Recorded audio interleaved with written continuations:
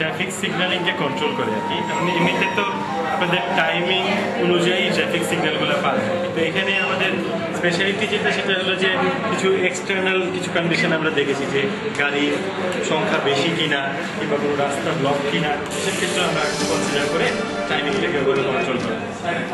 আচ্ছা, এটা কি শুধুমাত্র হার্ডওয়্যারের উপরে কাজ করে নাকি এটা কম্পিউটারের সঙ্গে ইন্টারফেস করা হয়েছে?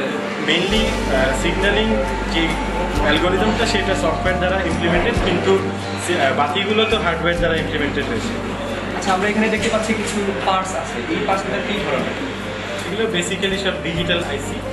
এগুলো এখানে তো আমরা স্মল স্কেলে করা, তো এলইডি দিয়ে করা, এই জন্য আইসিগুলো ইউজ করে আমরা ডিজিটাল এলইডিগুলোকে জানিয়েছি। আচ্ছা, এই প্রজেক্টের ব্যাপারে আমাদের ভবিষ্যৎ পরিকল্পনা কি?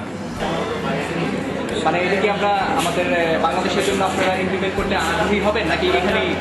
আসলে এটা যদি আমরা মানে এসি কারেন্টের জন্য তৈরি করে ইজিলি আমরা কনভার্ট করতে পারবো, এবং এটাকে যদি ছোট আকারে যদি পুরো জিনিসটাকে একটা এমবেডেড সিস্টেম হিসেবে আমরা যদি তৈরি করতে পারি, তাহলে এটা এক একটা রাস্তার জন্য কাস্টমাইজ করে সেই রাস্তার জন্য আমরা ট্রাফিক কন্ট্রোলিং, সিগন্যালিং এই সব কিছু আমরা এমবেডেড সিস্টেমের মধ্যে এমবেড করে ফেলতে পারবো।